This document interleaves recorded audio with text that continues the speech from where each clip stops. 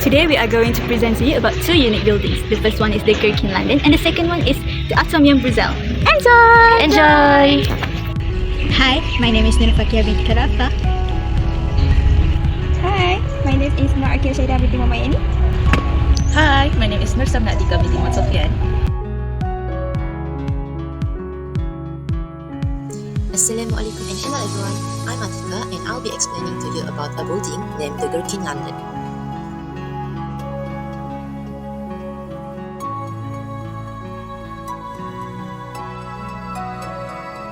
Alright, let's go to the birth of the Gherkin London.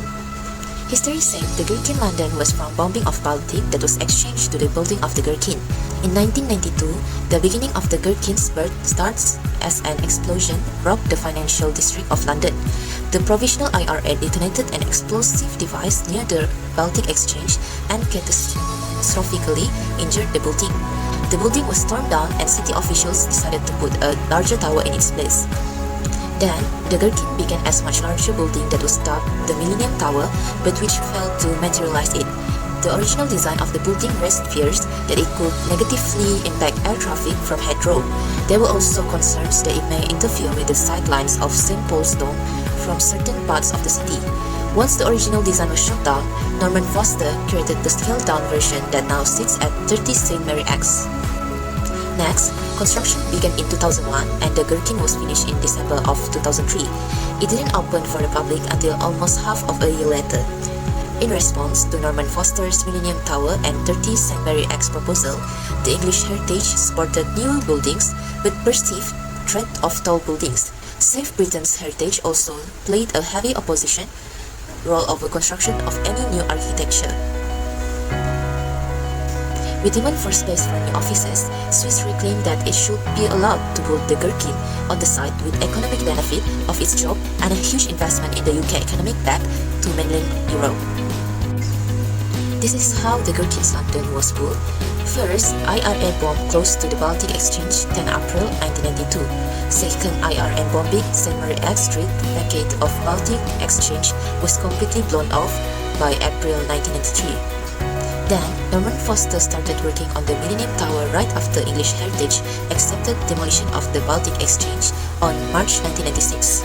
In August 1996, London Millennium Tower 400-meter planning application. In early 1998, Swiss Re hinted that unless it was allowed to build Norman Foster's distinctive circular tower, the Gherkin, on the site of the old Baltic Exchange, it would take itself, its jobs, and its huge investments in the UK economy back to mainland Europe. Alright, these are the people that was involved in the birth of the Gherkin London. The first person is Ken Shuttleworth and the second one is Norman Foster. So, the tower is fashioned in the form of a sculptural entrepreneur stucco. The design allows for shops and an elegant landscape public plaza at its base, and a double-head rooftop, viewing gallery and restaurants for tenants and their guests at its peak, just beneath a conical glass dome. The 41-story tower also has a circular floor plate. The architecture firm of Norman Foster, with former partner Ken Shuttleworth, created a sustainable energy system with maximum natural lighting, whereby the aerodynamic foam allows fresh air to be drawn up through its spiraling light wells. This gives the exterior foam a swirling strip pattern of diamond shafts, while two steel and glass skins create a natural chimney effect, reducing the need for air conditioning.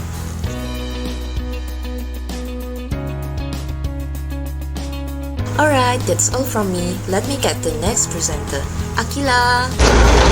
Hi everyone, I'm Akila. Today my job is to discuss with you guys about how to find area and volume.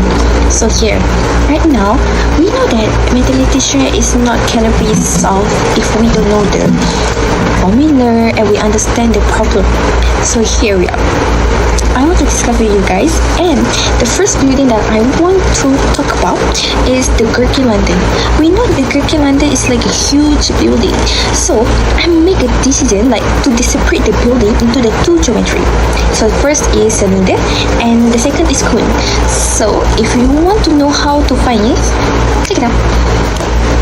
So right now we have to start. So first of all, we must to know the formula for volume cylinder. So volume for cylinder is pi r square h. So I already know the height and radius, so I just substitute the volume into the formula and I got the answer. The answer that I got is 414,090.53 meter. So right now I have to go move forward about how to find volume for cone. So I already done to find volume for cylinder. So the next combination is cone. So formula for cone is 1/3 pi r square h. So I just substitute the volume into the formula and I got the answer. The answer that I got is 1655.8305 meter. So we go to the next. What we want to find? I already done to find volume for both of geometry. Right now I have to continue to find area for both of them. So the first of all I have to start with cylinder. Formula for cylinder in area, it was 2 pi r multiplied to r plus h. So I already know the r and the h. It was the height and radius. So I just substitute into the formula all the volume. So I already got the answer. The answer that I got is 3449.83 meter. So the last one that I have to find in this first building. So next. Okay, for the last one is I have to find area of cone. So the formula of area of cone, it was pi r square plus pi rs. S is for slant h. So before I substitute all of the volume into the formula, I must to find the slant h. It was like this one, so I must to find it. So how I want to find it? So it was like hypotenuse. It's just like theorem Pythagoras. So I use that formula to find the slant h. So I just substitute all the height and the radius to find the slant h. So the answer that I got is 30.90 meter. So I just got the answer and I substitute into the formula and I got the answer for area of cone. The area of cone I got is 1205.0693 meter. So it's already done for my job to find area and volume for the first building.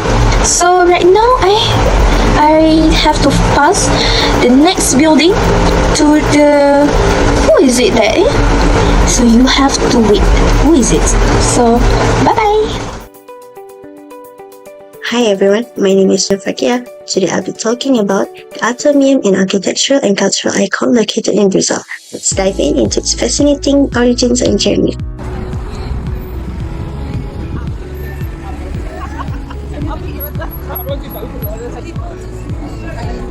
The atomium was designed and built for the Brazil World's Fair 1958, for which it was the flagship building and emblem, with the slogan, "A world for a better life for mankind."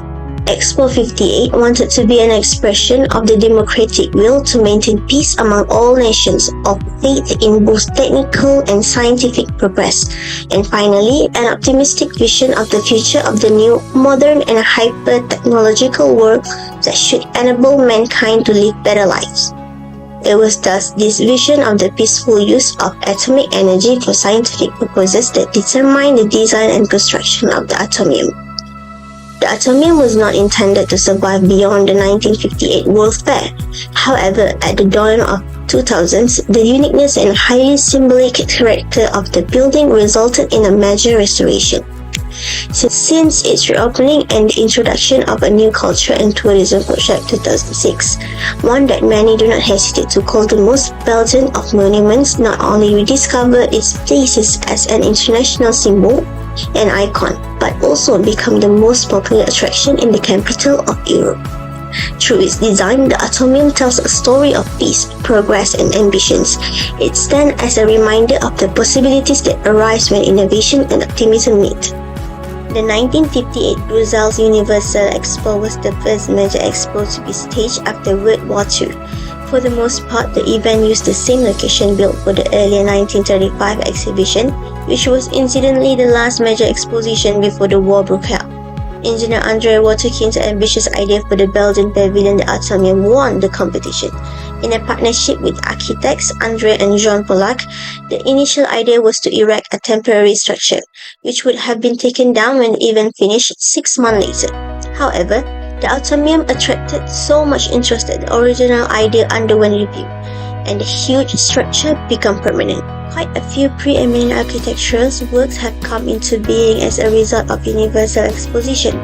For example, the Eiffel Tower, another metal masterpiece, was initially erected for the 1899 Paris Exposition. The original design of the Atomium structure was somewhat different from the one we see today. After carrying out tests in a wind tunnel, it was decided to add support columns to enhance the seal structure safety. When first built, the elevators in the structure's trapella were claimed to be the fastest in the world. The connection along the tubular shape, on the other hand, relied on long staircases. In a sense, the Atomium was not just a product of its time, but a vision of the future. Its journey from a temporary exhibit to an enduring symbol highlights its lasting cultural and architectural significance. Atomium in figures. Spheres 9, corresponding to the 9 atom unit cell, making up an iron crystal. Diameter of the spheres 18 meters. Mass of the spheres approximately 250 tons. Distance between the spheres 29 meters. Tubes 20. Diameter of the tubes 3.30 meters. Height 102 meters. Diameter of the base pavilion 26 meters. Mass 2.400 tons during its construction in 1958, 2.500 following its restoration in 2006. For the second building, it was the Atomium present in Belgium. The shape of the Atomium is just like sapphire. So before I solve the problem, I must know the formula for both of them. First of all, I start with volume of sapphire. The formula is 4/3 pi r power of 3. So I substitute all the volume into the formula and I got the answer. The answer that I got is 3054.8571 meter. So right now I have to continue for this second one. It was area. Okay, right now is the last one. It means that I have to find area of sapphire. So before that, I must know the formula. The formula for sapphire is 4 pi r square. So I substitute all the volume into the formula and multiply it, and I got the answer. The answer that I got is 1018.2857 meter. So I already done for my job. So right now, you guys have to hear who want to talk about the conclusion. If you guys want to know, you have to go and check it out. So bye bye. Hi, it's me. I'm the one who are going to talk about the conclusion of our topic. To conclude, geometry plays a crucial role in many aspects in real life, offering benefits in practical application across a wide range of fields. Its influence can be seen in everything from the design of everyday objects to solving complex problems in science, engineering, architecture, and beyond. Here are some key real-life benefits of geometry. For example, artists and designers use geometry to create visually appealing works, from architecture to painting, graphic design, and even fashion. Finally, the golden ratio, a geometric principle, is often used in design for creating aesthetically balanced composition. Geometry offers practical benefits that touch nearly every aspect of modern life. From the construction of buildings to the design of technology, geometry helps solve problems, create efficiencies, and provide innovative solutions across various fields. Whether you are designing a piece of furniture, navigating a city, or studying the cosmos, geometry is an essential tool that shapes how we interact with and understand the world around us. Also, understanding special relationships are important in the role of problem solving and higher order thinking skills, which geometry allows students to learn. So as we close, let's remember geometry isn't just shapes and formulas. It's a universal language that connects creativity and logic, helping us shape a better tomorrow. Thank you!